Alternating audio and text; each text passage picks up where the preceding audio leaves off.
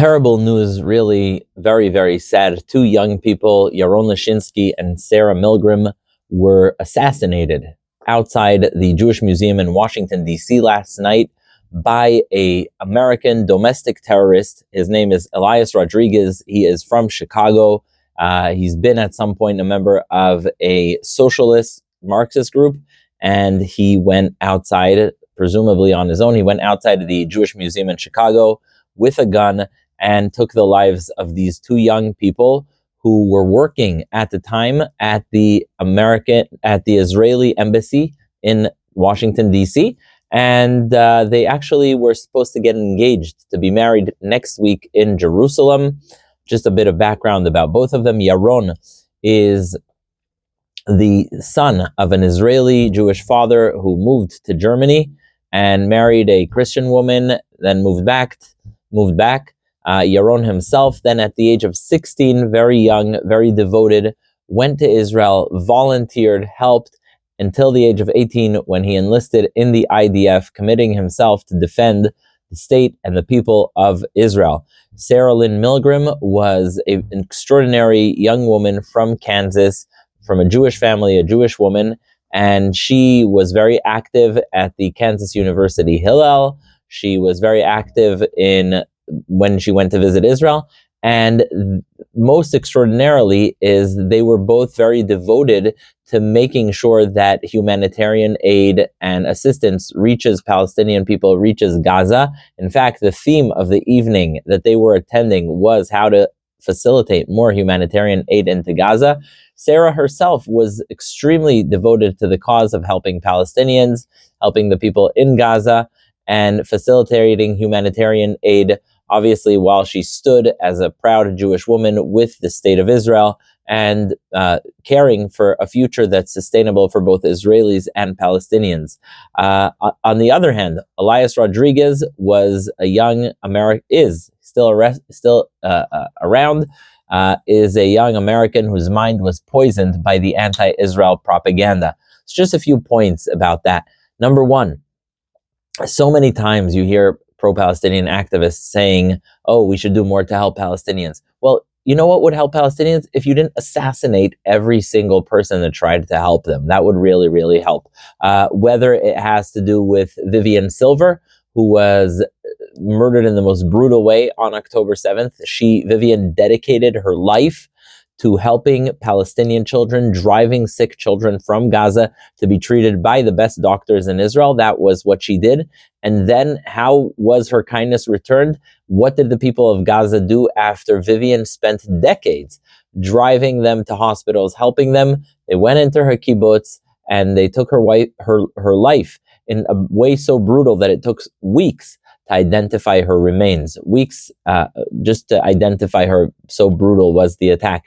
And then last night you have Sarah Lynn Milgrim, Jewish girl, committed to Israel, but also committed to facilitating humanitarian aid, helping Palestinians. And what did she get in return from the pro-Palestinian mob? She got her life taken away by this Elias Rodriguez, who claims that he wants to help Palestinians. In fact, so heinous was his crime that once he committed it, he went into the building, he went into the Jewish Museum, sat down for 10 minutes. People asked him, are you okay? They didn't know if he's a victim maybe of the violence that they heard outside. They brought him a cup of water. And then suddenly they realized that he is actually the perpetrator. And he screams, I did it, I did it. And he starts screaming, I did it for Gaza and free Palestine. Well, here's my question to him. How did you help Gaza? Because Sarah dedicated her life to helping Palestinians, and you took her life. And so when you're sitting in that prison or on death row, wherever it is that the judge lands you, just think about that. Think about the fact that she dedicated herself to helping people in Gaza, and for Gaza, that's what you did. You took a pistol and put an end to her life.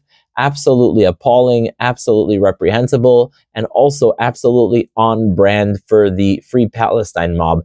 Absolutely on brand. The people who say that they're doing it as a anti-war movement are actually most often cheering on violence. How is it possible that someone who considers himself progressive will go and commit an act of gun violence, taking a gun and taking the life of someone else. Does that sound to you like an anti-war, John Lennon-style kumbaya imagined person?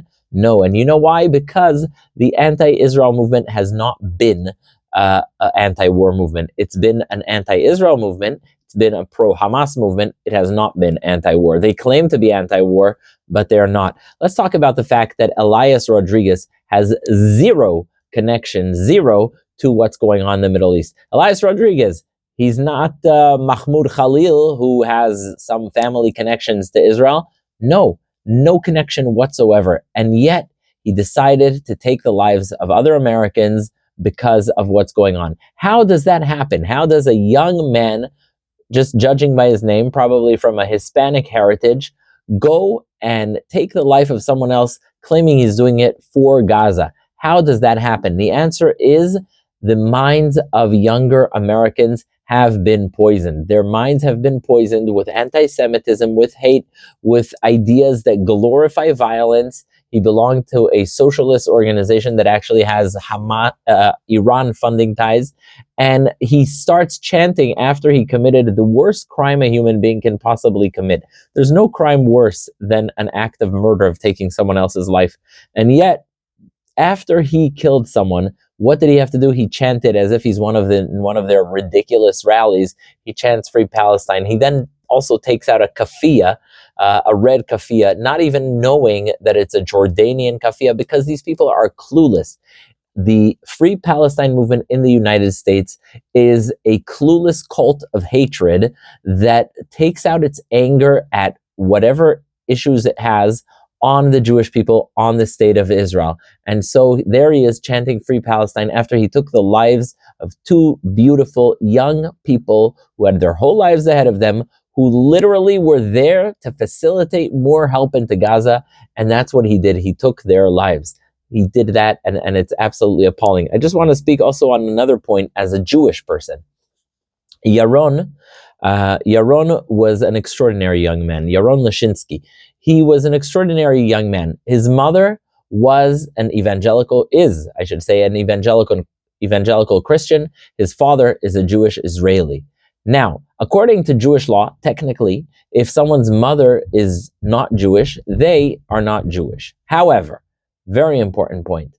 The fact that Yaron dedicated his life to the Jewish people, the fact that the first thing he does as a growing, not even adult, not even that, he's 16 years old, he volunteers in Israel, he joins the IDF, he dedicates himself to the well-being and the future of Israel, and then he is killed because the perpetrator thinks he is Jewish.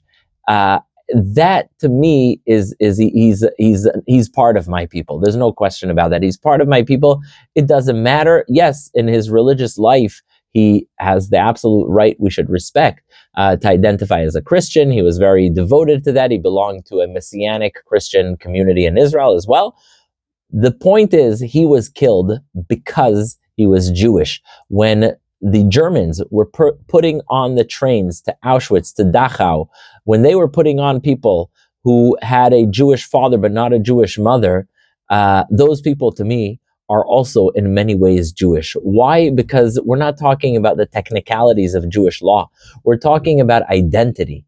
And that's not to say I don't respect his Christian identity, but the fact that he devoted and put his lot with the Jewish people, the fact that he did so much for the people of Israel, and the fact that the perpetrator did it to him because he thought he was Jewish, that to me, for all intended purposes now, he's the same as any other Jew. And a very, very important point, you think about the state of Israel. The state of Israel has a law that's called the law of return. And that law says that if anyone is Jewish, then they can move back to Israel. They can live in Israel, even if they've never been a citizen. How do you determine who's Jewish? This is a matter of huge debate. You know what David Ben Gurion, the first prime minister of Israel, said? He said, we're going to look at the Nuremberg laws. If they were considered Jewish enough to be persecuted by the Nazis, if they were Jewish enough to be taken to Auschwitz, to Dachau, to Majdanek, they are Jewish enough to move back to Israel, to take shelter in the land that is to be a shelter for the persecuted Jewish people. And so Yaron, to me, he obviously, again, I respect whatever identities he had, and people don't have just one layer of identity.